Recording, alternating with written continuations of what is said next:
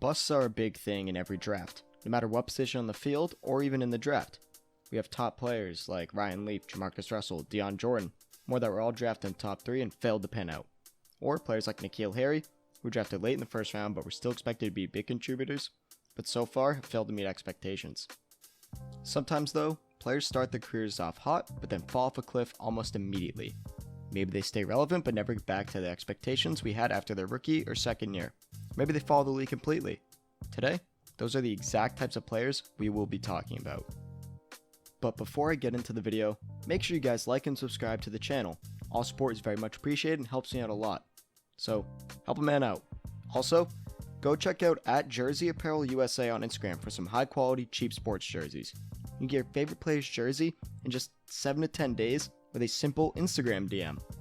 Now, let's get right into the players. The first player that immediately comes to mind to me is Eddie Lacy, former running back, notably for the Green Bay Packers. Lacy was a Pro Bowler and Offensive Rookie of the Year in his first year after having nearly 1,200 yards and 11 touchdowns to go along with 35 catches for 257 yards, and then followed that up with 1,138 yards, 9 touchdowns, 42 catches for 427 yards and 4 touchdowns in his second year. Eddie Lacy and his spin moves, making it seem like he was the future workhorse in the Green Bay backfield, getting the ball handed off to him from Aaron Rodgers. However, the bowling ball, literally because he's round, began to become out of shape and suffer some injuries. He was out of Green Bay after his rookie contract, totaling just 1,118 yards in his final 2 seasons, less than either of his first 2 years. It was a really sad thing to see Eddie Lacy go out the way he did, and he talks about it in an interview with ESPN's Kevin Van Valkenburg back in 2017, where he, paraphrasing here, said that him gaining weight took a toll on him mentally, as well as the comments on social media about his weight. It was also hard for him to not gain weight due to an ankle injury going to this 4th season. Lacy is quoted saying, "I literally couldn't do anything for months. I obviously just got bigger. I can't do nothing about it. All you can do is lay down and eat. What are you supposed to do?" Lacy is definitely the saddest story here because it is a problem that can't be overlooked. Yes, he could have tried harder to lose weight, but it's still an issue that people can't just continue to make fun of. Lacy was a stud early on, but mental and physical problems caused him to fall off, be out of the league after just 5 seasons. He does not plan to make an NFL comeback. His last workout was with the Ravens in April of 2020. I do not know what he's up to now, but hey, good luck in the world, Eddie. Kelvin Benjamin, an ex-Carolina Panthers wide receiver, is next on the list. He came out his rookie year and posted 1,008 yards and 9 touchdowns on 73 catches, but he only caught 50.3% of his passes, so that was a sign for concern. He looked like the new wide receiver 1 for Cam Newton and the Panthers. Then he tore his ACL in August of 2015 and missed the whole 15 in 1 year. This took a huge hit in his career, but he bounced back with a near 1,000-yard season in his 3rd season, but since then, no production. He was then traded to the Bills, where he really was not a big factor for the team at all. Well, he was big, but not a factor. Got to the point where Booger McFarland said, "He's one Popeye's biscuit away from being a tight end." That is one of my favorite quotes, and it honestly foreshadowed to today. But before I get into where he is today, he was then traded to the Chiefs, where he did not play at all, playing 3% of offensive snaps in 3 games, and he's been out of the league since 2018, but recently, he proved Booger McFarland's prophecy correct. He's now a tight end of the New York Giants, backing up Kyle Rudolph and Evan Butterfingers Ingram. Oh wait, he's actually not. He got released on the first day of training camp and flipped out, calling the whole Giants situation a hoax, ripping into Joe Judge. Benjamin said Judge is not a coach that can ever win a Super Bowl because he sits there and cusses all day. You can tell he's one-sided about everything. He's a know-it-all. That's not how it's supposed to work. We all can learn from each other. We're all humans at the end of the day. The true colors will come out. That's basically the end of Kelvin's career.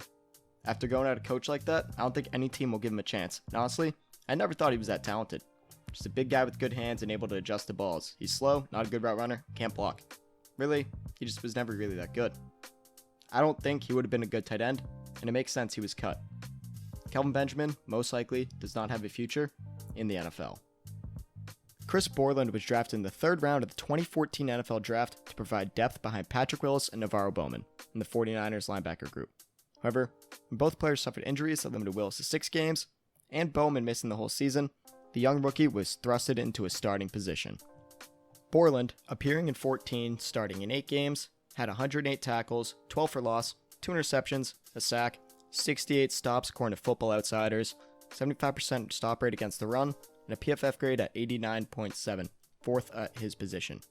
Yes, That's a lot of numbers, but if you watched him that year, you could tell how special he was going to be. Bowman, Willis, and Borland would have been a linebacker unit that you cannot mess with as an offense, and every team was beginning to realize that. However, that never happened. Chris Borland retired right after his rookie season in March of 2015. He left the game he loved so much, and he finally made his dream come true, but he left it due to a fear of brain damage that could happen. It makes sense for him given that he allegedly has already suffered 15 concussions from 8th grade to his NFL days. Well, NFL day. Borland was primed to become one of the better linebackers in the years to come, but with good reason, decided to leave that all behind to help his health and make sure he does not get CTE. But he's doing great for himself. Decided to use his past brain pain, good pun right there, to help others, and at least as of June 2020, is a neuroscience student at King's College in London. Honestly, good for him. Happy to see him still succeeding in life, and it would have been great to watch him play football, but as long as he's doing something to help the world and something he loves, you do you, Chris. Thank you. There are definitely more players who can fall into the category of showing promise, but then becoming a bust, or something of that nature.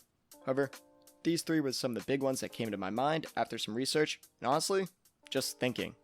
I wanted to include Vic Beasley, however, he still had quote-unquote some production after his insane season, so left him off, even though the Titans cut him last year. Benjamin, Lacy, and Borland all looked like future stars in the league, whether it was weight gain or retirement, they had falling out in the NFL. Not every player is going to be Calvin Johnson or Adrian Peterson, but watching a player fall from a high level of play to out of the league with just the snap of a finger is incredibly disappointing to see. And with all that being said, that is it for me, guys. Thank you for tuning in to Fanatic Sports. If you made it this far into the video, come on, give it a like and subscribe. It only takes about 2 seconds. Also, follow me on Instagram at FanacSports25 and on Twitter and TikTok at FanacSports. But before I go, who was a player that looked like they had a bright future but then fell apart very quickly after 1 to 2 good years? Comment that player down below.